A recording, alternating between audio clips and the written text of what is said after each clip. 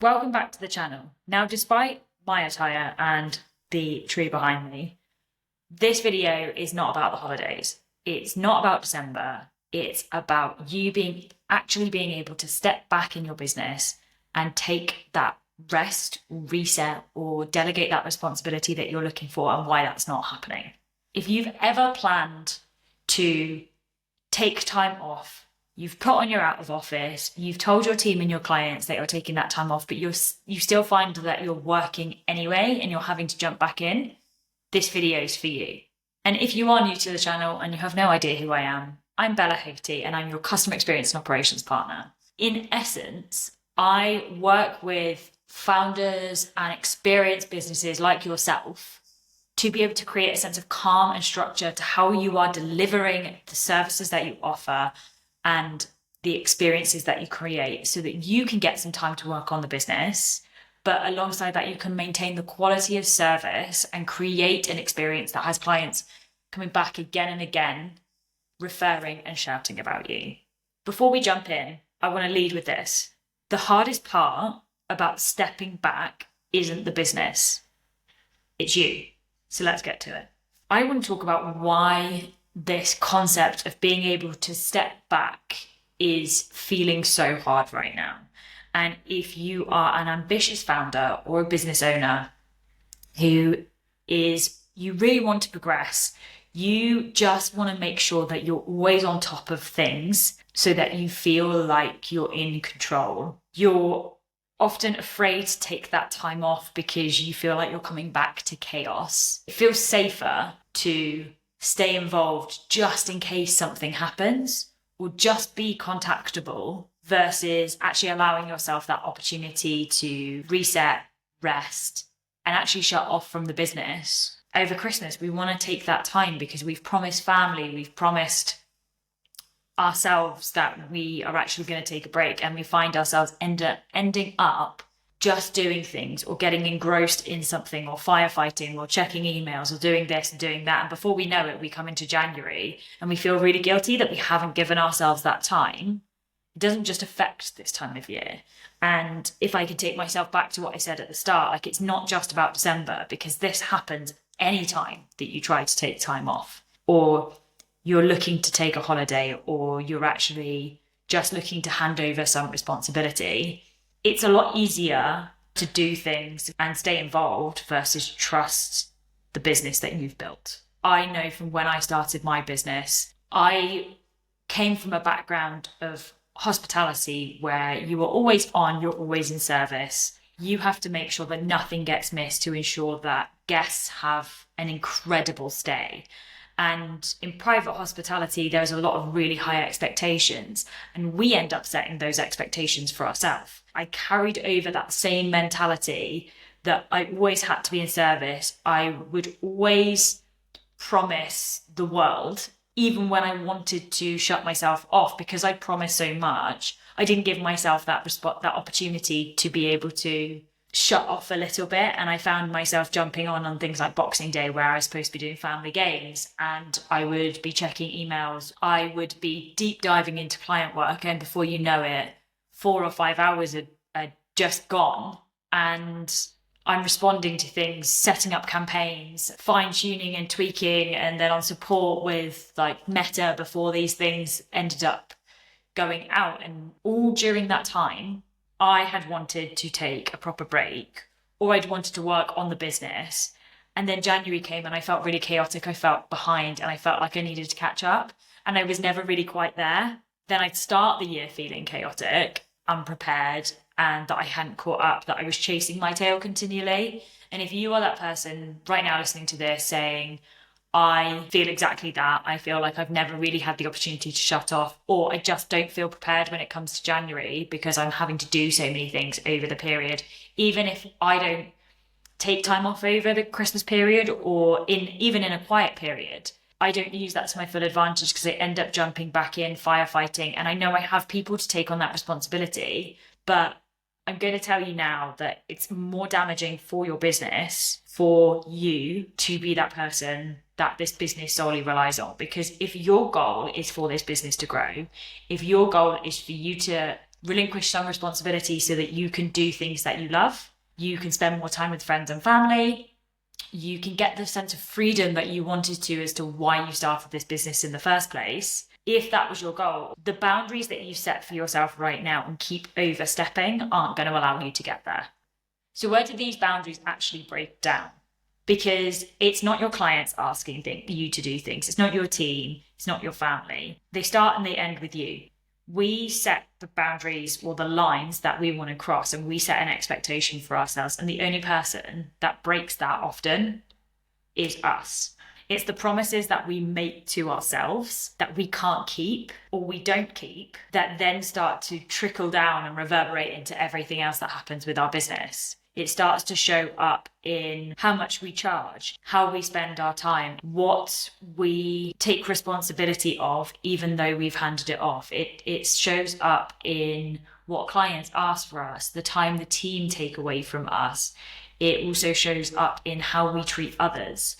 All of this comes from us not setting and sticking to our own boundaries. And I want to just let this sit with you for a minute.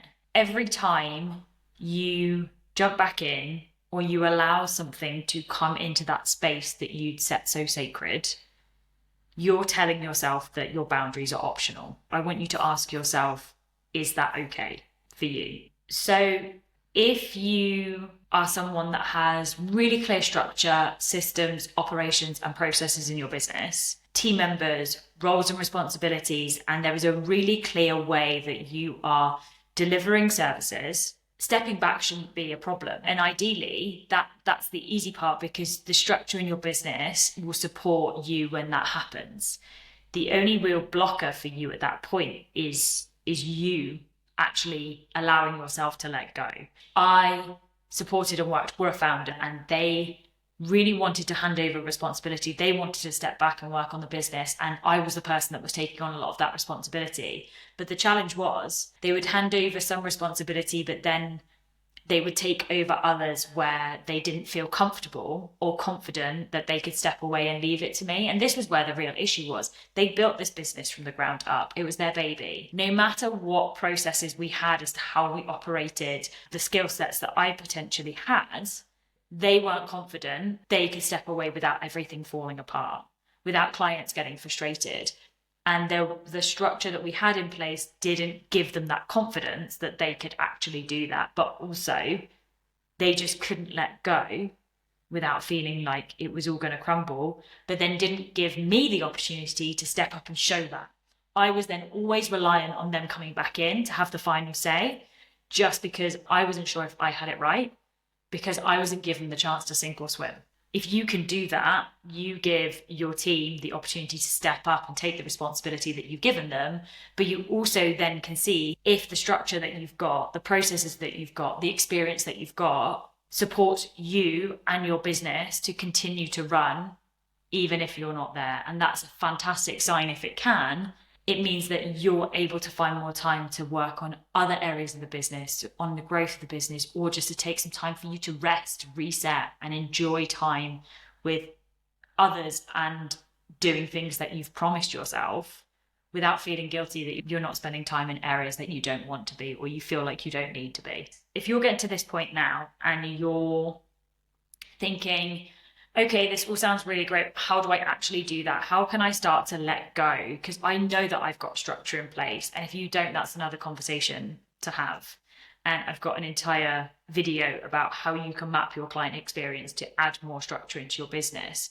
But if you're that person that's like, okay, I've got that, I feel confident in that, I have a really good team, but I just can't seem to allow myself to step back, I would encourage you to start small. Don't feel like you then go and take an entire week off or 2 weeks off, because that's going to feel too much too soon. That overwhelm and those thoughts of what's going to happen, is this business going to survive, will probably still be there. Start off with a morning. If you can give yourself 3 hours without being at all in the business, go and do something completely different, or a day. A morning or a day like this, even for you, if you're like, I really just can't not take my laptop anywhere, I can't not be just checking in or have my phone available, try for that short period of time and just see what happens. It's a skill. It's a habit to build in order to be able to put those boundaries in place. And at that point, ask yourself, like, what are those non-negotiables? What are those things that to me are really, really important? What are those lines that I don't want to cross for myself, for clients, for my team? And do it in that really short period of time. Put your out of office on, let your team know, let your clients know that you're not going to be available, and just see what happens. If you get to that end of the day and the business is falling apart, there's probably something else that's going on there. Chances are that the structure isn't there to support you. But if nothing happens, then try for a longer period of time. You might find that everything's just okay. Everything still works. Business still comes in. Clients are still serviced. They are still happy. Your team feel more empowered to take on that responsibility while you're not there so that they can give you that time off. Or you feel more excited about the work that you're doing. So when you do support with the business, you're working on areas that bring you joy, keep you motivated, and allow you to keep moving forward versus feeling like you're stuck in the same place. And what you might find is that you learn to trust your business because you give it the space to prove itself. The long-term impact of this, firstly, for your clients, they don't overstep your boundaries. They stop asking for things that are out of scope. They don't necessarily call you at any time of the day to do things that actually aren't within what they're paying for.